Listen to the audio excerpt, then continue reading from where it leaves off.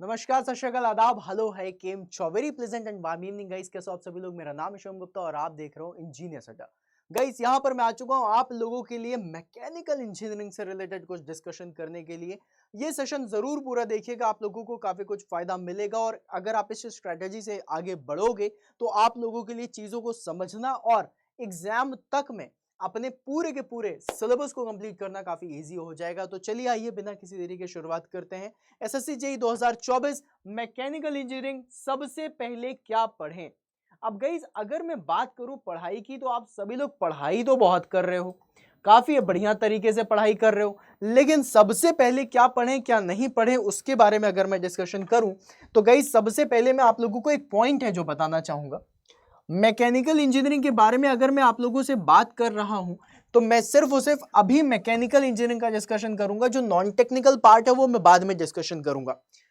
तो सबसे पहले क्या पढ़ें, तो मैकेनिकल इंजीनियरिंग में सबसे पहले क्या पढ़ें इसके बारे में बताता हूं। तो गाइस जैसा कि आप सभी लोगों को पता है, एसएससी जेईई का एग्जामिनेशन जब भी कभी हुआ है, एसएससी जेईई ने हमेशा आप लोगों के जो अनएक्सपेक्टेड एरियाज थे उनको भी टच करा है और ईयर टू ईयर उसने सब्जेक्ट को वेटेज दिया है। ठीक है, एक टाइम ऐसा था जब एसएससी जेईई में जो भयंकर कठिन और सबसे ज्यादा पूछने वाला जो सब्जेक्ट था वो था प्रोडक्शन इंजीनियरिंग। फिर उसके बाद एक दौर आया स्ट्रेंथ ऑफ मटेरियल और फ्लूइड मैकेनिक्स का, सबसे ज्यादा अगर क्वेश्चन पूछे आते थे तो सॉम और एफएम से पूछे आते थे। फिर अब मैकेनिकल इंजीनियरिंग का एक दौर आया है जहां पर सबसे ज्यादा क्वेश्चन पूछे जा रहे हैं थर्मल इंजीनियरिंग से। थर्मल इंजीनियरिंग में आप लोगों का आ जाता है थर्मोडायनेमिक्स, आरएसी, आईसी इंजन और पावर प्लांट इंजीनियरिंग, ये चार सब्जेक्ट्स आ जाते हैं। जब आप सभी लोग इन सारे एग्जाम्स की तैयारी कर रहे हो तो सबसे पहले क्या पढ़ें, तो गाइस देखो मेरा मानना ऐसा है कि सबसे पहले वो सब्जेक्ट पढ़ो जो सबसे ज्यादा पूछा जा रहा है। अभी जो ट्रेंड में चल रहा है सबसे ज्यादा पूछा जाने वाला सब्जेक्ट वो क्या होगा, आपका थर्मोडायनेमिक्स। तो गाइस यहीं पर ही मैं आप लोगों से बात करूंगा। मैंने मैकेनिकल इंजीनियरिंग पे आप लोगों के टॉपिक्स लिखे हुए हैं। अगर मैं यहां पर बात करूं आप लोगों से तो थर्मल इंजीनियरिंग में आप लोगों को जो पढ़ना है सबसे पहले आप लोगों को स्टार्ट करना है टीएमडी, दैट इज थर्मोडायनेमिक्स से। जब आपका थर्मोडायनेमिक्स पूरा कंप्लीट हो जाए फिर उसके बाद आप लोगों को आगे बढ़ना है और आप लोगों को पढ़ना है आरएसी से। आरएसी से पिछले कुछ सालों में काफी बढ़िया क्वेश्चंस पूछे गए हैं। फिर उसके बाद गाइस अगर आप चाहें तो आप पावर प्लांट इंजीनियरिंग को पहले पढ़ लीजिए, कोई तकलीफ नहीं है, और फिर उसके बाद आईसी इंजन पढ़ लीजिए। लेकिन ये जो चार सब्जेक्ट्स हैं ये आप लोगों के कंप्लीट होने चाहिए। ठीक है, 2 महीने का टाइम है, आपको पता है। अगर आपने थर्मल इंजीनियरिंग में ये चार सब्जेक्ट्स कंप्लीट कर लिए मतलब वो एक कॉन्फिडेंस आप जनरेट करके बैठोगे कि हाँ जी भाई मेरा ये सब्जेक्ट तो कंप्लीट हो चुका है, जिससे सबसे ज्यादा क्वेश्चन पूछे जाने हैं वो सब्जेक्ट मैंने कंप्लीट कर लिया है। अब गाइस बारी आती है सबसे लेंथी सब्जेक्ट की। अगर मैकेनिकल इंजीनियरिंग में सबसे लेंथी सब्जेक्ट देखा जाए तो वो है प्रोडक्शन इंजीनियरिंग, क्योंकि प्रोडक्शन इंजीनियरिंग के अंदर आपका metal welding, metal casting, metal forming, sheet metal operation, metallurgy, metrology and material science, है ना, मशीन टूल्स, ये सारे के सारे सब्जेक्ट्स आते हैं। अभी एक्चुअली में सब्जेक्ट्स हैं लेकिन प्रोडक्शन इंजीनियरिंग के अंदर पूछे जा रहे हैं। मटेरियल साइंस का काफी तगड़ा वेटेज है, मेटल वेल्डिंग का काफी वेटेज है, मेटल कास्टिंग का काफी तगड़ा वेटेज है। तो अगर देखा जाए तो प्रोडक्शन इंजीनियरिंग सबसे बड़ा सब्जेक्ट भी हो जाता है और काफी सारे क्वेश्चंस ऐसे हैं कि एक टाइम पे काफी पूछा गया है। तो ये भी संभावना है कि हो सकता है आपके आने वाले एग्जामिनेशन में प्रोडक्शन से भी काफी क्वेश्चन देखने के लिए मिल जाए, जैसे पिछले वाले में नहीं देखने के लिए मिले। अब क्या होगा, एक साइकोलॉजी इस तरीके से भी चलती है जहां पर आपके स्टूडेंट्स जितने भी हैं वो सारे ये सोच सकते हैं भाई प्रोडक्शन से क्वेश्चन नहीं आ रहे तो उसको पढ़ने की जरूरत नहीं, और पता चला अगले एग्जामिनेशन में प्रोडक्शन ही पूछ लिया गया, तब क्या करेंगे, राइट। तो गाइज इस केस में मैं आप लोगों को बोलना चाहूंगा कि देखो प्रोडक्शन इंजीनियरिंग 2 महीने का टाइम है। अगर मैं बोलूं कि प्रोडक्शन इंजीनियरिंग को तुम अगले महीने मतलब एग्जाम के कुछ दिन पहले पढ़ो तो भाई साहब वो बेवकूफी होगी। अगर आप ऐसा सोच रहे हो तो मत करना, रीजन मैं बताता हूं। प्रोडक्शन इंजीनियरिंग लेंदी सब्जेक्ट होता है, प्रोडक्शन इंजीनियरिंग इतना इंटरेस्टिंग नहीं होगा जितना इंटरेस्टिंग आपका थर्मल इंजीनियरिंग, सॉम, एफएम, ये सारी चीजें होती हैं। तो प्रोडक्शन को अभी कंप्लीट कर लो सो दैट जब तुम एग्जामिनेशन के नजदीक पहुंचो तो एग्जामिनेशन के नजदीक में प्रोडक्शन का रिवीजन करना शुरू कर सको। अगर प्रोडक्शन का रिवीजन होगा ना वो सबसे बेस्ट है। अगर रिवाइज कर रहे हो तो अच्छा है, कुछ नया पढ़ रहे हो प्रोडक्शन में तो गलत होगा एग्जाम टाइम पे। तो थर्मल इंजीनियरिंग कंप्लीट करो, एक कॉन्फिडेंस आ जाएगा कि भाई एग्जाम में सबसे ज्यादा पूछे जाने वाले सब्जेक्ट्स मैंने तैयार कर लिए। अब प्रोडक्शन तैयार करो। प्रोडक्शन करने के बाद जब तुम प्रोडक्शन कंप्लीट कर रहे होगे या फिर कर चुके होगे तब तक में एग्जामिनेशन में सिर्फ 1 महीना बचा होगा। जब एग्जामिनेशन में सिर्फ 1 महीना बचा है तब तुम्हें क्या करना है, रेस्ट बाकी सब्जेक्ट्स को टाइम देना शुरू कर दो। SOM, FM, industrial engineering, whatever the subject है, सब पढ़ना शुरू कर दो, कोई दिक्कत नहीं। थ्योरी ऑफ मशीन भी पढ़ो, सब पढ़ो, लेकिन सबसे पहले थर्मल, फिर उसके बाद प्रोडक्शन, फिर उसके बाद सॉम, एफएम, ये सारी चीजें, क्योंकि ये सब आपने पढ़ा हुआ है। थर्मल भी पढ़ी होगी, प्रोडक्शन भी पढ़ी होगी, लेकिन जो कंप्लीट करना है इन 2 महीनों में एक नए टारगेट के साथ, वो यही होना चाहिए। तो मेरी स्ट्रैटेजी यही है कि अगर प्रोडक्शन इंजीनियरिंग से क्वेश्चन आए तो प्रोडक्शन इंजीनियरिंग पढ़ करके रिवाइज भी हो जाए एग्जाम के पहले तक, और ये सभी होगा जब तुम इस महीने प्रोडक्शन कंप्लीट कर लोगे।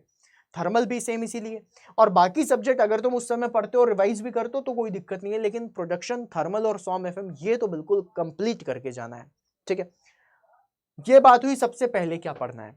अब बात करते हैं गाइज आप लोगों की कुछ टिप्स और ट्रिक्स की। तो गाइज यहां पर मैंने सिर्फ 3 टिप्स आप लोगों को देना चाहूंगा इस महीने के लिए। सबसे पहली जो टिप है वो है कि आप लोगों को practice more and more questions. जितने भी एमसीक्यूज मिल सके सारे के सारे एमसीक्यूज को प्रैक्टिस करना शुरू कर दो। देखो गाइज एक बहुत ही सिंपल सा फंडा है जो मैं आप सभी लोगों को बताना चाहता हूं, उसको बहुत दिमाग में समझ के रखना। हम कितनी भी थ्योरी पढ़ लें, हम कितने भी कॉन्सेप्ट सीख लें, लेकिन अगर हम क्वेश्चंस की प्रैक्टिस नहीं कर रहे तो वो थ्योरी और वो कॉन्सेप्ट को किस तरीके से अप्लाई करना है वो नहीं बन पाता हमसे। और अगर वो चीज नहीं बन पाएगी गाइस तो कहीं ना कहीं ये प्रॉब्लम जरूर आएगी कि आप लोग को बन तो रहा होगा एम थ्योरी में, लेकिन जब क्वेश्चन में उसको वही थॉट लगाना होगा तो एमसीक्यू नहीं बनते। तो गाइज आप लोगों को सबसे पहले प्रैक्टिस करना है ज्यादा से ज्यादा, फिर उसके बाद अप्लाई 60-40 रूल। अब 60-40 रूल क्या होता है? 60-40 रूल कहने का मतलब हो जाता है कि आप लोगों का इस समय अगर आप 10 घंटे पढ़ाई कर रहे हो तो 60% आप लोगों का रिवीजन होना चाहिए, ठीक है। 60% आप लोगों का रिवीजन होना चाहिए और 40% आप लोगों का न्यू चीजों को पढ़ने में देना चाहिए। मतलब 4 घंटे कुछ नया पढ़ लो और 60% जो है 6 घंटे वो तुम्हें रिवीजन करना है। ऐसा क्यों? क्योंकि देखो गाइस आप लोग बहुत टाइम से पढ़ रहे हो। जब तुम लोग बहुत टाइम से पढ़ रहे हो तो बहुत कुछ तुम पढ़ के बैठे हो, ऑलरेडी तुम्हारे दिमाग में है। अब उसको रिवाइज करो सो दैट जो दिमाग में अगर कभी किसी एक सब्जेक्ट में किसी एक टॉपिक में धूल जम गई है बहुत दिनों के बाद तो तुम उसको झाड़ दो, बिल्कुल ताजा ताजा रख लो सब कुछ। तो रिवीजन को अब ज्यादा टाइम दो, राइट। अगले महीने आओगे तो 80-20 रूल हो जाएगा, 80% रिवीजन, 20% नया, ठीक है। फिर उसके बाद जब एग्जाम का 1 हफ्ता बचा होगा तब सिर्फ 100% रिवीजन, कुछ नया नहीं पढ़ना, कुछ दिमाग को लोड नहीं देना, जो पढ़ चुके हैं वही रिवाइज करेंगे। एंड आई कैन गारंटी जितना तुमने पढ़ा हुआ अगर तुम उतना पूरा का पूरा दिमाग में रख सको और रिवाइज कर सको ना कि सारी चीजें जितनी पढ़ी हैं सब फिंगर टिप्स में, तुम्हारा सिलेक्शन कोई रोक नहीं सकता, किसी की हिम्मत नहीं है, ठीक है। अब तीसरी टिप ये है गाइस कि हम लोग अपने वीक एरियाज पे काम नहीं करते।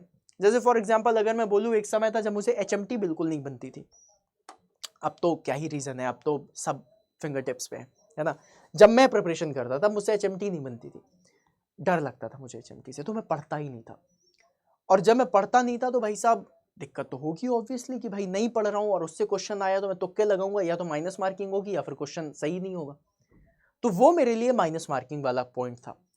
तो जब मुझे ये चीज पता चली कि भाई जो सब्जेक्ट मुझे डराता है वो सब्जेक्ट मैं पढ़ता ही नहीं और वो मेरा हमेशा वीक रह जाता है, मैंने सबसे पहले वही सब्जेक्ट पढ़ना शुरू करा, है ना। तो अपने वीक एरियाज पे काम करो सो दैट अगले महीने जब तुम पहुंचोगे, जब तुम एग्जामिनेशन के पास पहुंचोगे तो वो वीक एरिया आपका भले ही स्ट्रॉन्गेस्ट एरिया ना बने लेकिन वो वीक एरिया नहीं होगा। कुछ आया तो कुछ ना कुछ तो कर ही दोगे, कुछ पॉजिटिव ही करके जाओगे। मान लो कोई एक सब्जेक्ट है जिसमें तुमने बिल्कुल नहीं पढ़ा, ठीक है, तो 0 नंबर, हो सकता है नेगेटिव चला जाएगा, तुक्का लगा दिया। लेकिन अगर तुमने उस वीक एरिया को स्ट्रॉन्गेस्ट नहीं करा लेकिन इतना कर दिया कि मैं बोलूंगा अब ये मेरा वीक नहीं है, 2 नंबर भी अगर एक्स्ट्रा मिल गए ना मेरे लाल, तो 2 नंबर से जमीन आसमान का अंतर हो जाता है सिलेक्शन में। तो ये फायदा होता है वीक एरियाज में काम करने का, है ना। तो ये था आज का कॉन्सेप्ट जो मैंने आप लोगों को दिया कि सबसे पहले अगर मेरे मुताबिक चलना चाहते हो तो थर्मल इंजीनियरिंग से स्टार्ट करो, सबसे ज़्यादा पूछे जाने वाला सब्जेक्ट है। फिर उसके बाद प्रोडक्शन इंजीनियरिंग, क्योंकि पिछले साल इसके प्रोडक्शन के बहुत सारे क्वेश्चन नहीं देखे गए हैं तो संभावना है कि इस साल प्रोडक्शन से क्वेश्चन पूछ लिया जाए। सॉम, एफएम, बाकी सब्जेक्ट से तो क्वेश्चन आते ही आते हैं लेकिन इससे भी क्वेश्चन पूछने की संभावनाएं हैं और ये आपका अभी से तैयार हो सो दैट अगले महीने आप रिवाइज कर सकें, ठीक है। अब रही बात तैयारी करने की, देखो भाई तैयारी तो सब कोई करता है, आप लोग भी तैयारी कर रहे हो, बहुत सारे लोग हैं अलग अलग प्लेटफॉर्म से, अलग अलग टेस्ट सीरीज से, हर चीज से तैयारी कर ही रहे हैं। जब आप तैयारी कर रहे हो तो तैयारी को बेस्ट बनाने के लिए अभी भी आप लोग बिना किसी देरी के आप लोग महापैक में ज्वाइन हो सकते हो। गाइज मैं आप सभी लोगों को बता दूं महापैक में क्यों सजेस्ट करता हूं, क्योंकि अड्डा 24/7 पे जो महापैक है this is the one of the best thing, जहां पे आपको टेक्निकल चीज भी मिल जाएगी, नॉन टेक्निकल भी मिल जाएगी, आपको सारे सब्जेक्ट्स मिल जाएंगे, इवन इतने सारे वीडियो सेक्शंस मिल जाएंगे कि जैसे कि फॉर एग्जांपल मान लो आपको कुछ पढ़ना है, मान लो संडे है, आपने सोचा कि मुझे आरएसी पूरा कंप्लीट करना है। अब आरएसी के लिए डेली लाइव सेशंस लोगे तो लाइव सेशंस में तो भाई साहब 1 महीने लगेंगे, लेकिन आरएसी के आपको जो बाकी सेशंस हो चुके हैं उनके सारे के सारे रिकॉर्डेड वीडियोस मिल जाएंगे। सुबह बैठे 2x स्पीड पे लगाया, रिवाइज करना शुरू करा, शाम तक में एक सब्जेक्ट खत्म। ये फायदा हो जाता है महापैक का, ये किसी और बैच में नहीं मिलता। अगर आप महापैक में इनरोल करना चाहते हैं तो ऑल कोर्सेज में क्लिक करिएगा, एजेई एग्जाम्स के अंदर जाइएगा, मैकेनिकल इंजीनियरिंग में इंजीनियरिंग महापैक, this is one of the best thing, इसको जरूर इनरोल करिए। 2 महीने का टाइम है गाइस, इन्वेस्ट करके जरूर रखो। अभी एक सर के साथ मैं था तो ऐसे ही डिस्कशन हो रहा था, ऐसे ही चलते हुए आ रहे थे, तो उन्होंने एक बहुत अच्छी बात बोली, बोला सर आप इन्वेस्टमेंट करते हैं? मैं कहा सर बहुत ज़्यादा तो नहीं लेकिन थोड़ी बहुत इन्वेस्टमेंट मैं करता हूँ। बोले ओके। कहे बचपन से लेकर के अभी तक में इन्वेस्ट करने में जो सबसे अच्छा एरिया आपको लगा है वो कौन सा था, किस जगह पे आपको इन्वेस्टमेंट करना सबसे बेस्ट लगा? मैं कहा सर ऐसे तो कभी सोचा ही नहीं, एक्चुअली मैंने नहीं सोचा था। उन्होंने बोला सर आपने सोचा नहीं लेकिन आपने बहुत बेस्ट जगह पे इन्वेस्टमेंट करी है और आप हर स्टूडेंट को बोलते हो उस बेस्ट जगह पे इन्वेस्टमेंट करने की। मैं कहा क्या सर? बोले एजुकेशन।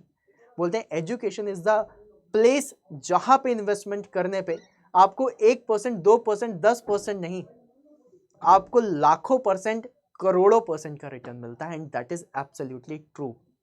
सोचो अगर मैं इसी बैच को, अगर आप इस बैच को इनरोल करते हो, जिसमें मैजिकल कूपन कोड में आपको बता देता हूं क्या है, दैट इज Y166। देखिए मैजिकल कूपन कोड क्या है, Y166, और आप इसको अप्लाई करते हो तो ये बैच आपका 3127 का हो जाता है। एप्लीकेशन से लोगे तो यही बैच आपका 3000 का होगा।